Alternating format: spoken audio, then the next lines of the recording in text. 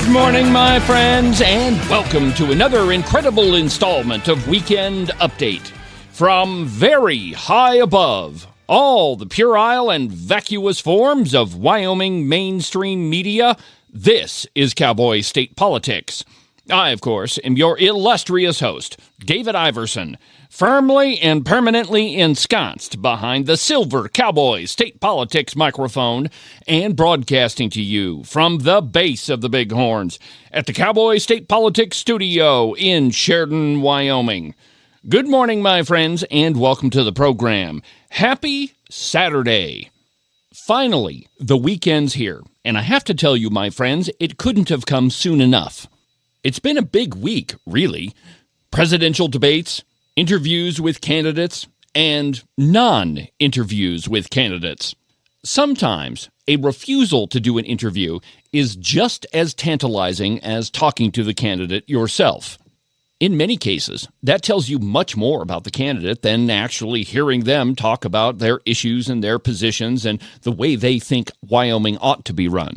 There are a number of them, such as Landon Brown. It's been 1,256 days since he agreed to an interview on Cowboy State Politics and then didn't show up. Now, of course, I've extended numerous invitations to him over the years. There was even a piece he wrote in the Cowpie that I kind of agreed with. So I sent him an email saying, "Hey, Landon, let's talk about this." But, of course, that request as well went unresponded to. There's Thomas Lear, the longtime Democrat turned redcoat that's running against Representative Clarence Stivar. He agreed to an interview, and then 20 minutes before it was about to happen, he sent me this snotty email accusing me of a whole bunch of things that I hadn't done. The truth is, you could listen to all 681 episodes of Cowboy State Politics, and you wouldn't find a single one where I was disrespectful to anybody that I've interviewed. Couple that with the phenomenal reach of this program, and there really aren't that many reasons why you wouldn't come on this show, except, of course, if you believe that what you say to me is going to be used against you.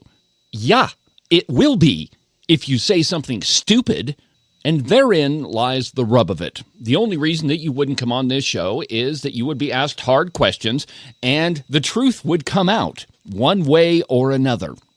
Take, for example, Lee Filer, another Democrat turned redcoat. We had a pleasant discussion on the program that spanned almost 30 minutes, and it became clear throughout the course of our interview that he's really not a Republican, and he doesn't support the Republican Party platform. He's just trying to make you believe that he does. In the end, the mic drop question that I asked him was about the party platform, and his answer was more revealing than anything he had said in the previous 29 minutes, 30 seconds. He didn't really have a problem with being confronted with all of the crazy things that he had posted on Facebook or the interviews that he had given or the positions that most Republicans find absolutely revolting. He didn't have a problem with that. In fact, he had no compunction whatsoever explaining that he doesn't follow the Republican Party platform.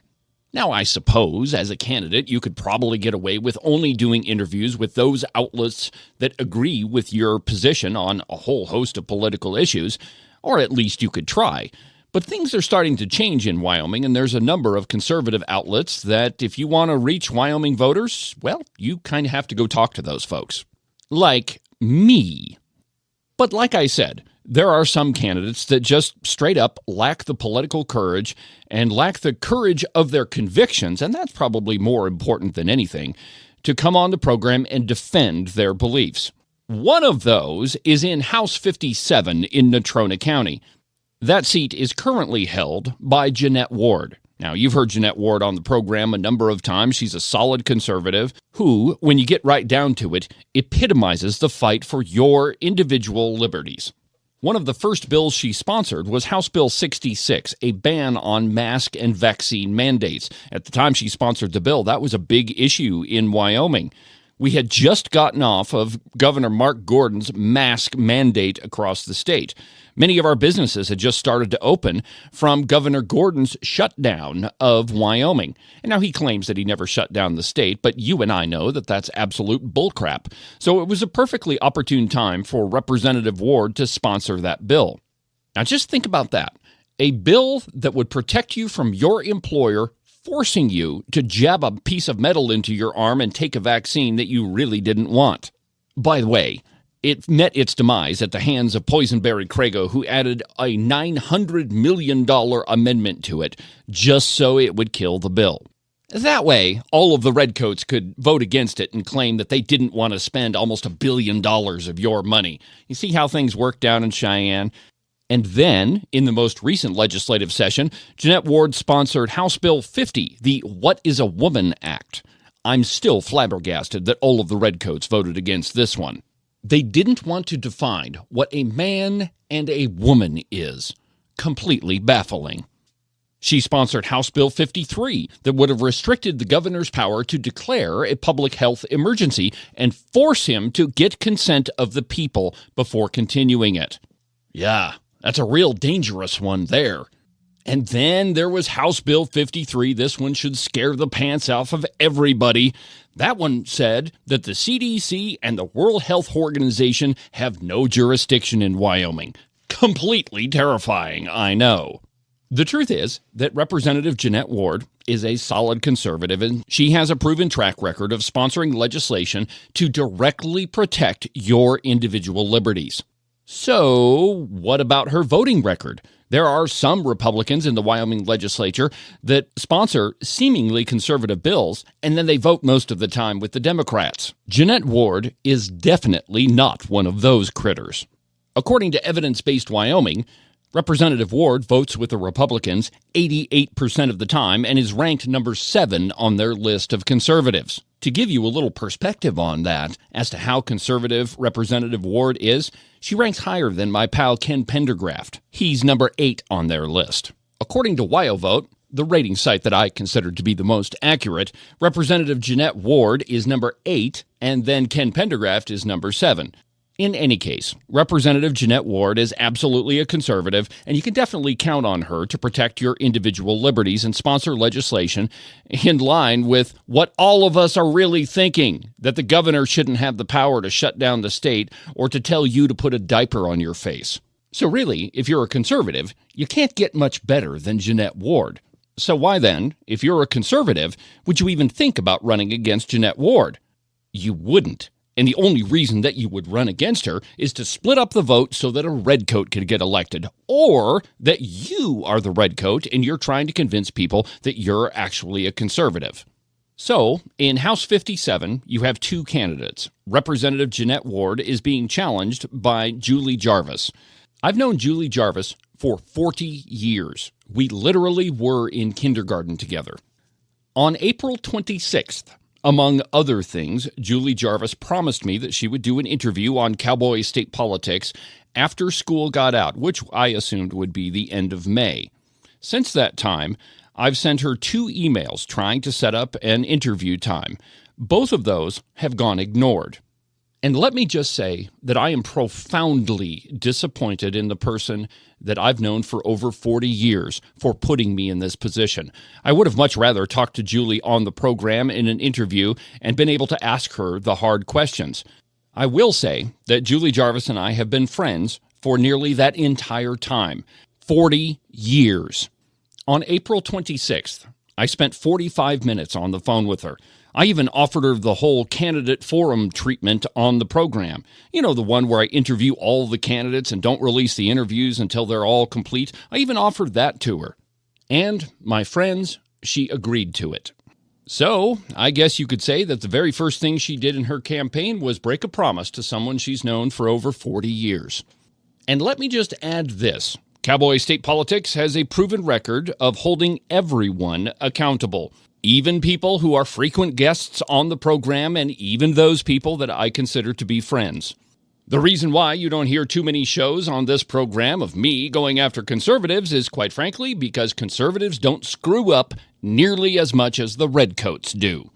All of that being said, let's begin with her campaign announcement. There's a link to it at cowboystatepolitics.com. Here's what she said in that announcement.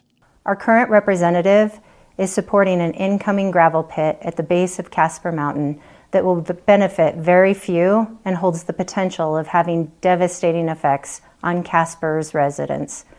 This is one example of how our representative isn't listening to our local community or people. That, my friends, is absolutely not true. Representative Jeanette Ward has not taken a position on that gravel pit, nor should she. It's not in her district, and if we're the people that believe in local control, as most educators would absolutely scream about, the state shouldn't be involved in any decision concerning that gravel pit. Those people who are opposed to it should take their concerns to the rightful body, that being the county commissioners in Natrona County. You know, it's fascinating. Everybody screams about local control when it suits their interests. But when local control doesn't suit their interests, then they go running to the legislature and demand that they pass a law preventing some action that should be determined by their local governing body. The only way that that statement could possibly be true, and really this is a stretch anyway, would be Senate File 44. There was an amendment added to it that would have restricted and increased regulations on private businesses across the entire state of Wyoming. It wasn't just concerning that one gravel pit. And secondly, it's absolutely against the Wyoming Constitution to pass what is called a special law that only affects a small group of people. Even though there's a lot of people that live in Natrona County, it still qualifies as a special law because it's only restricted to one specific part of the entire state. Fortunately, the governor vetoed that bill for that very reason. Secondly, Article 3, Section 27 of the Wyoming Constitution prohibits it, and I quote, "Special and local laws prohibited. The legislature shall not pass local or special laws in any of the following enumerated cases, that is to say, for granting divorces, laying out opening, altering, or working on grounds, etc., or regulating county or township affairs." That gravel pit is totally under the jurisdiction of Natrona County. Now, conservative members of the legislature did vote against Senate File 44 for the very reason that I mentioned before, that it's unconstitutional and that it would have added regulations across the state of Wyoming and was not even specific, nor should it have been, to that gravel pit in Natrona County. In other words, Julie Jarvis started her campaign with an argument that is absolutely not true. Secondly, take a listen to this. If you're from Wyoming, you know we value the right to make our own decisions for our families, health, pocketbooks, businesses, safety, and local communities. We're not fans of people trying to come in and change us or take our individual rights away. That's why I'm running. Jeanette Ward has lived in Natrona County longer than Julie Jarvis has. But secondly, I think this is a really ridiculous argument anyway. I know a lot of people that are really way out there on the left, and they've lived in Wyoming their entire lives. Take Joe Barbuto, for example. He's the state chairman of the Wyoming Democrat Party. His family has been in Wyoming for several generations. That doesn't mean I would suggest that anybody vote for him. This whole, I'm a 57-generation Wyomingite, so you should listen to me, is really kind of ridiculous. Just because your relatives are from Wyoming, that doesn't tell me anything about you. You might be just as far left as Joe Barbuto for all we know. Just because you've lived here for a long time doesn't tell voters a single thing about you. What it does say is that your relatives had pretty good taste in choosing to live in Wyoming, but if you're trying to use that argument politically, it really is kind of vapid. Here's another thing that I want you to listen to from Ms. Jarvis's campaign announcement. I've spent my life working across a range of Wyoming industries, from being an elementary teacher, high school principal, coach, to working as a concrete worker, and I'm currently an administrator. That statement right there might lead one to believe that she's lived and worked her entire life in Wyoming. But what's not in that statement is for a long time she lived in Connecticut and worked in the school districts there. She actually went to the University of Connecticut. That's where she got her PhD from. Which, that's kind of an interesting piece in and of itself. The reason I can tell you about it is I'm one of the people that helped her edit it. There is some radical left-wing stuff contained in there. One such little item is that the possibility that our failures in educating students is because of racism. Yeah, that's what I said. But the truth is, we don't have a systemic racism problem in America, and we definitely don't have one in Wyoming. And before you even make the argument, spending on education isn't the problem. In Wyoming, we spend around $19,700 per student, and our test scores are still about mediocre. To further that point, an article from Forbes magazine in September of 2022 cites a couple of different studies that say that really student achievement has no bearing on how much money you spend on it. And I quote, one recent study found that children from both lower and higher income families have, quote, nearly equal access to effective teachers. The study, which analyzed data from 26 school districts over 5 years, did find that lower income students are more likely to get novice teachers, but concluded that the disparity is small and contributes to a, quote, negligible amount to gaps in student achievement. As for school funding, it used to be true that schools serving more affluent students were better funded than those with lower income populations. But while some high-poverty schools still lack money for basic needs, over the past 50 years, the situation has generally become far more equitable. In 28 states, Supreme Courts have required fairer state funding formulas. In addition, the federal government has targeted funds to schools that serve poorer kids. The result? A study from the Urban Institute concluded is that when all government funds are taken together, quote, almost all states allocate per student funding to poor kids than to non-poor kids, end quote. Not that Ms. Jarvis made that argument. I just wanted to head it off at the pass. There's a couple of items that were mentioned on her website that we probably should talk about. Under the Meet Julie segment, she says this. Like you, Julie Jarvis is burnt out with the current state of politics. However, unlike other politicians, she has solutions. Government should be for the people, by the people. So, electing Julie will mean electing the people of House District 57. Voting members can complete a survey on all significant issues, including property tax, education, abortion, family, economics, and gun rights.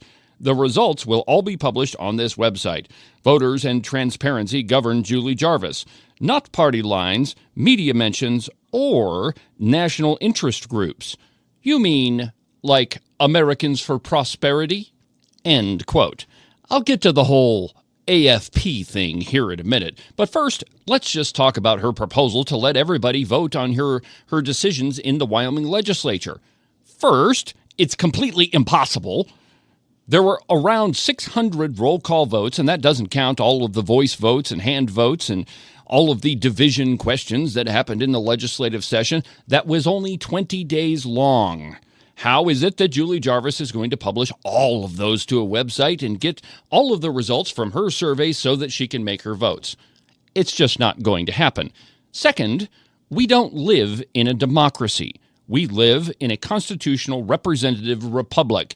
The reason we don't have a democracy is, as Thomas Jefferson said, that democracy is just an example of bad government.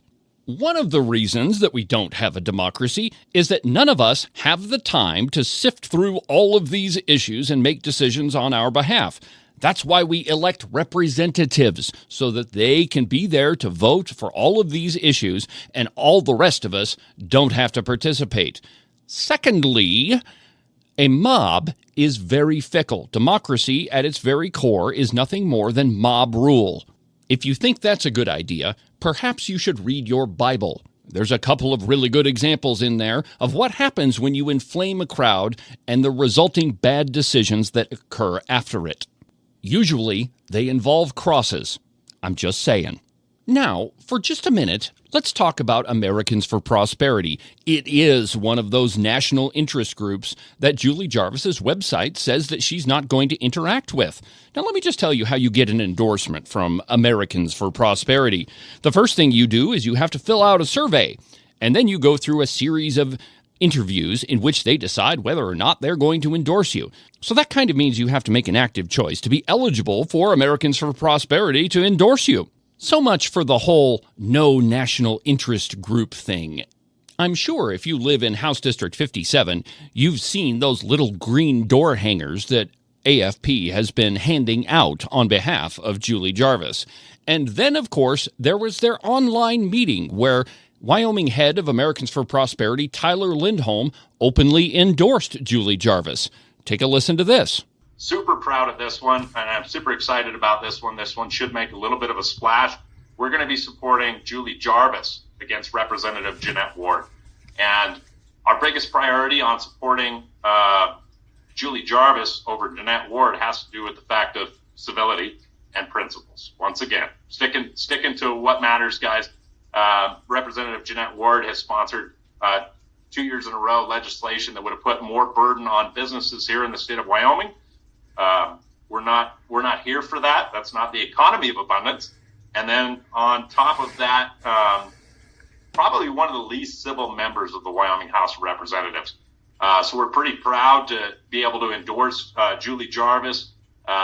She's a principled leader right there in Casper, Wyoming. I know Amy is going to work her tail off to make sure that Julie Jarvis is elected as the next representative out of Casper, Wyoming. And so there's that national interest group saying it themselves. And as for the whole more burden on small businesses, he's referring to House Bill 66, the one that says employers can't force you to jab a piece of metal into your arm and take a vaccine that you don't want. I hate to break it to Tyler Lindholm, that's who you heard talking. Businesses don't have rights. Individuals do. And Jeanette Ward is by far one of the bigger supporters of individual liberties in the Wyoming legislature. Last point on this, who is this Amy person that Tyler Lindholm was referring to? Well, that is none other than Amy Womack, the political director for Cheney for Wyoming. Amy Womack is a fairly prolific social media poster. Some of them I'll have available at Cowboy State Politics before too long. Trust me, it's worth a look at those. But one of the posts that I particularly enjoyed was, quote, Liz Cheney is the most important politician in America right now, end quote. And then, of course, there's that fantastic picture of Amy Womack wearing a mask that says, I support Liz Cheney. Gotta love that one. There are numerous posts of Amy Womack supporting Nikki Haley over President Donald Trump. And who could forget the posts of former Redcoat Speaker of the House, Steve Harshman? You know, the guy that said this. So what's happened in these states that have done caps, and some of them are wealthy states, but really who's benefited? The rich are going to benefit the most. They're going to benefit the most. Tax cuts for the rich. I love it. Now keep in mind, this is Amy Womack, one of the head people at Americans for Prosperity and the person that's in charge of the effort in House District 57 for Julie Jarvis. I don't know of a single conservative that would have anything really to do with Steve Harshman. That guy is literally responsible for many of the problems we have in Wyoming education, not to mention he's one of the head guys in the Wyoming caucus, or at least one of the more influential members. Anyway, that's a good introduction to House 57 candidate Julie Jarvis. But that'll about do it for today's installment of the program. Have a good rest of your weekend, and we'll talk again on Monday. But for now, from the base of the Bighorns at the Cowboy State Politics Studio, I'm David Iverson, and this is the one and only Cowboy State Politics.